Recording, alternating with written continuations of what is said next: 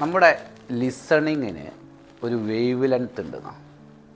0 മുതൽ 10 വരെ നമ്മൾ മാർക്ക് ചെയ്ത് കഴിഞ്ഞാൽ ചില ആളുകൾക്കത് 0 മുതൽ 3 വരെയുള്ള വേവ് ലെങ്ത്തേ കിട്ടുള്ളൂ. ശരിക്കും 9 ടൈപ്പ് ലിസണിങ് സ്കില്ലാണ് നമുക്കുള്ളത്. ഇതിൽ ഈ 9 എണ്ണവും ഫേക്ക് ലിസണിങ്ങാണ്. ഈ 9 എണ്ണത്തിൽ നിന്നും നമ്മൾ എന്ത് ചെയ്യണം? നമ്മുടേതായ ഒരു ലിസണിങ് സ്കില്ലിനെ കൊണ്ടുവന്നാലേ ഞാൻ നേരത്തെ പറഞ്ഞ സെയിൽസ് നമുക്ക് എന്ത് ചെയ്യാൻ പറ്റുള്ളൂ, കൃത്യമായിട്ട് നമുക്ക് ക്ലോസ് ചെയ്യാൻ പറ്റുള്ളൂ. അതിൽ ഒന്നാമത്തെ ലിസണിങ് മോഡലാണ് ഒപ്പീനിയേറ്റർ എന്ന് പറയും. നമ്മൾ സെയിൽസിൽ നമ്മൾ ശ്രദ്ധിക്കേണ്ട കാര്യം എന്ന് പറഞ്ഞാൽ നമ്മുടെ കസ്റ്റമർ, ഈ കസ്റ്റമർക്ക് ഇഷ്ടമുള്ളത് സംസാരിച്ചാൽ കേൾക്കുന്ന സ്വഭാവമായിരിക്കും മിക്കവാറും കസ്റ്റമേഴ്സിനുണ്ടാവുക. അപ്പോൾ നമ്മൾ ഇവരുടെ ഇഷ്ടങ്ങൾ എന്ത് ചെയ്യാൻ പറ്റണം, നമുക്ക് അറിയാൻ പറ്റണം. ആ ഇഷ്ടത്തിലായിരിക്കണം നമ്മൾ എന്ത് ചെയ്യേണ്ടത്, നമ്മുടെ ടോക്ക് പോകേണ്ടത്.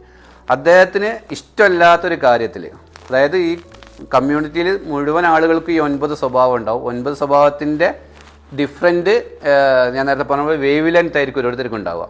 ഈ വേവ് ലെങ്ത് നോക്കി നമുക്ക് മനസ്സിലാക്കാൻ പറ്റണം. അപ്പോൾ നമ്മൾ കസ്റ്റമറോട് സംസാരിക്കുമ്പോൾ ആൾക്ക് ഇഷ്ടമല്ലാത്തൊരു കാര്യമാണ് പറയുന്നതെങ്കിൽ പിന്നീട് നിങ്ങൾ ഫോൺ ചെയ്ത ആൾ നിങ്ങളുടെ ഫോൺ എടുക്കില്ല. അങ്ങനെ കുറേ ആളുകൾ എടുക്കാത്തതില്ലേ. അപ്പോൾ നമ്മളപ്പോൾ മനസ്സിലാക്കേണ്ടത് നമ്മൾ സംസാരിച്ച ഏതോ ഒരു കാര്യം എന്ത് ചെയ്തിട്ടില്ല, ആൾക്ക് ഇഷ്ടപ്പെട്ടില്ല. അതുകൊണ്ടാണ് ബിസിനസ് മാത്രമല്ല നമ്മൾ കസ്റ്റമർ എടുത്ത് കമ്മ്യൂണിക്കേറ്റ് ചെയ്യേണ്ടത്.